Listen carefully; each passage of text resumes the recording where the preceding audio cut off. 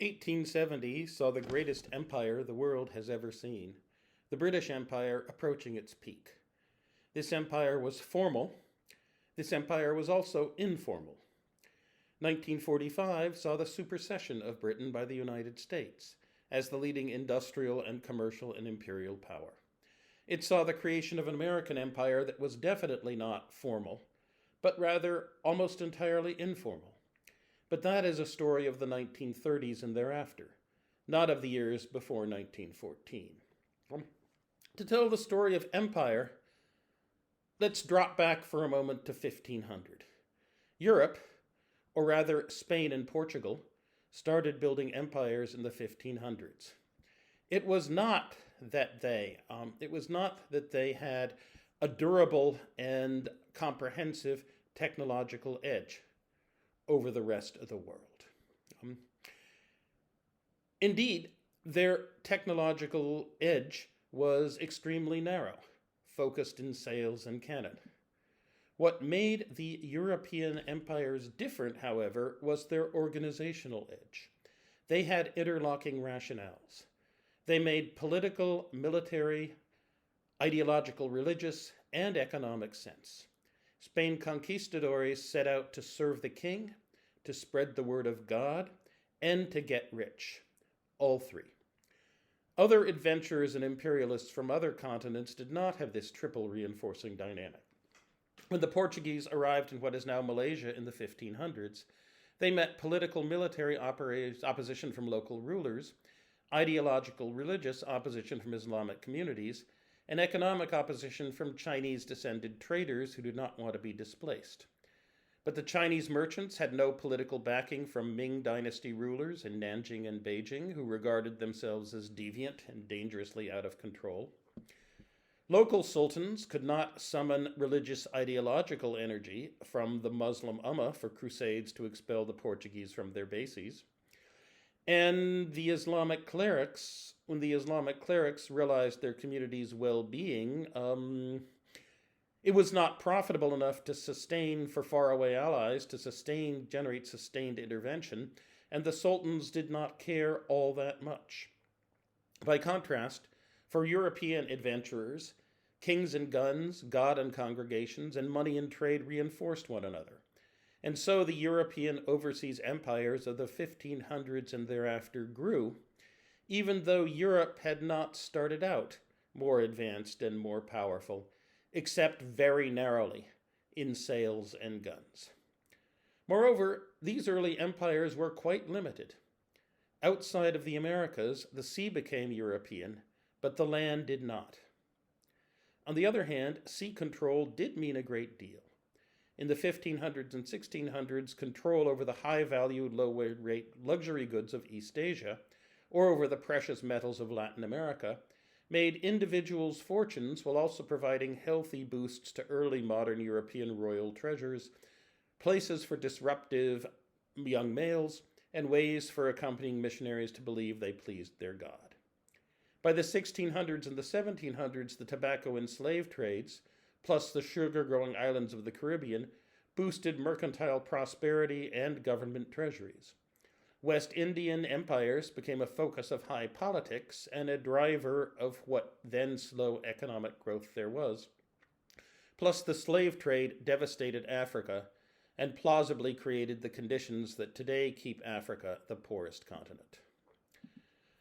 But come the 1800s, the tide of empire appeared to be clearly ebbing. The Americas were breaking away.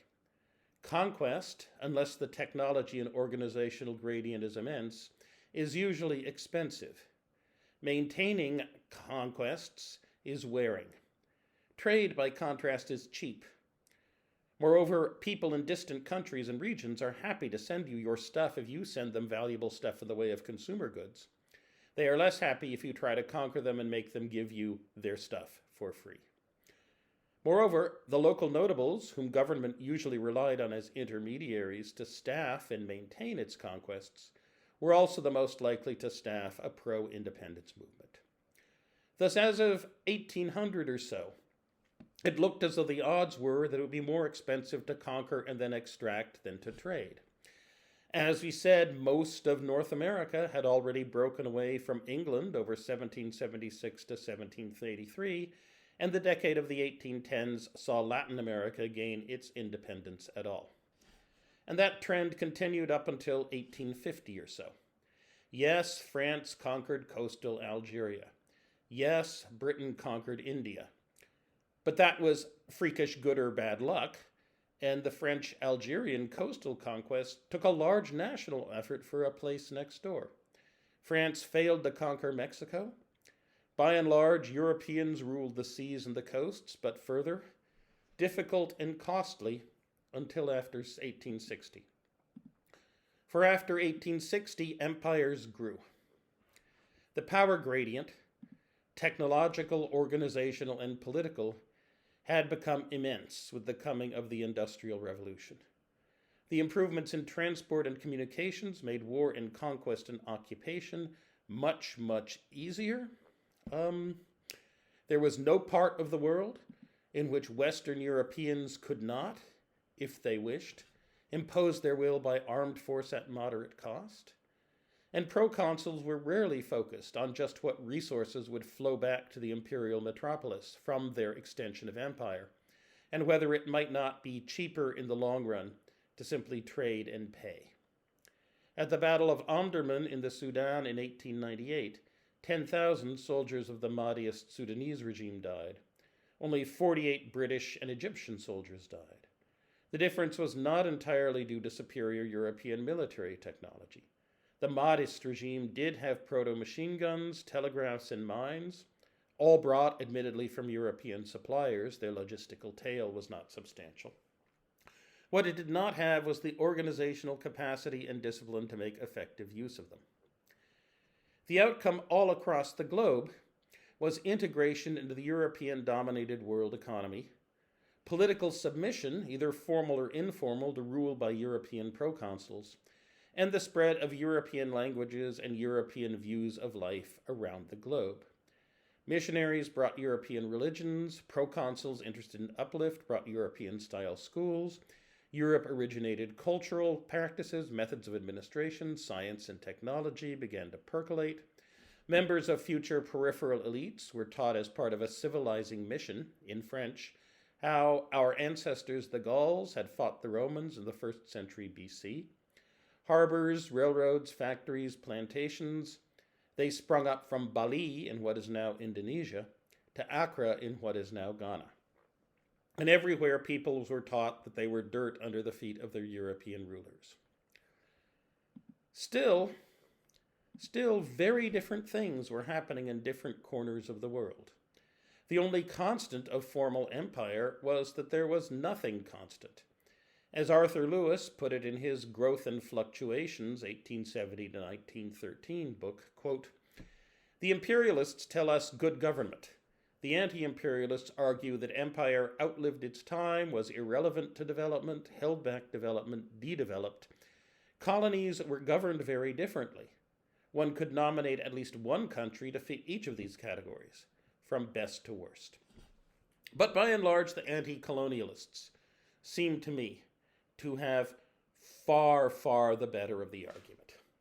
Successful and rapid economic development in the 19th century, it required a commitment to build railroads, ports, and urban infrastructure, a government to establish schools, a government to create a legal framework for banking, and then for banks to pool the savings of the people and distribute them to what were, for the time, large-scale capital-hungry enterprises.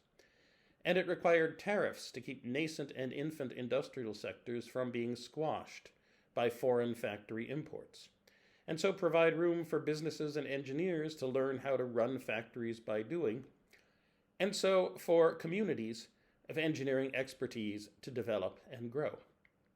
Colonial governments were somewhat interested in ports, but they were rarely, if ever, interested in the rest.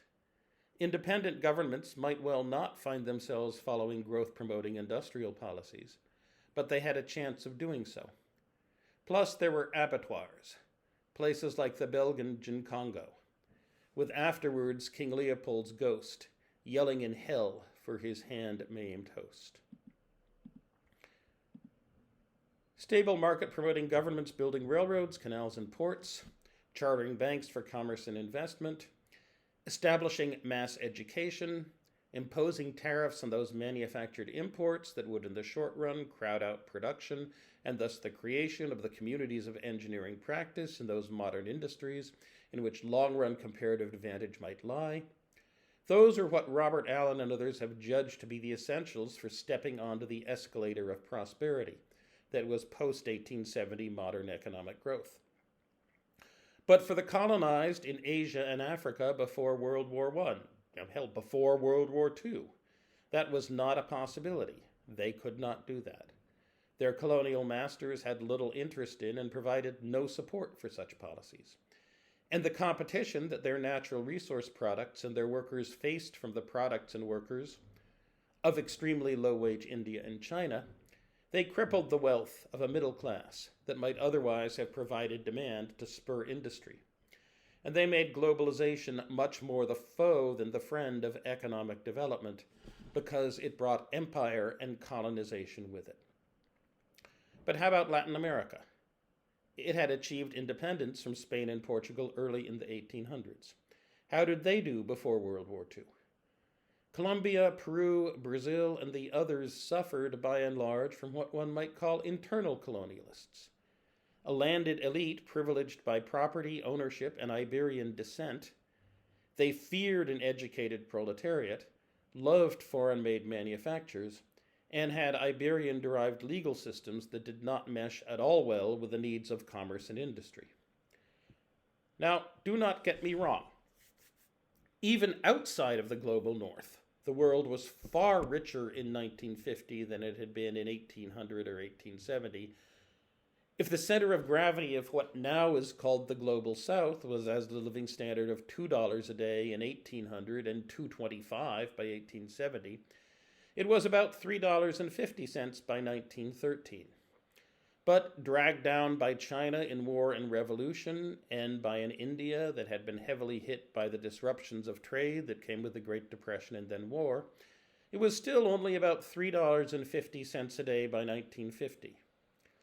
However, there were a number of economies that seemed to be taking advantage of opportunities. Japan had already joined the industrial powers. Those parts of Latin America that escaped internal colonization by landed and bureaucratic elites, it looked like they might have a chance of catching up. Chile, Argentina, Uruguay, and southern Brazil still looked more like a cross between an Australia and an Italy than like the externally or internally thoroughly colonized. Venezuela had its oil boom. Cuba and Costa Rica had vibrant middle classes and signs of escape. Iran, Iraq, Lebanon, Egypt, Morocco, and Algeria, South Africa, Kenya, Zambia, Ghana, and Nigeria, Mexico, and Peru, they all seemed to form a global middle stratum. But the gap between global north and global south, even including the middle stratum, had grown, from perhaps 2.5 to 1 in 1800 to 4 to 1 in 1870 and 1913, and to 7 to 1 come 1950.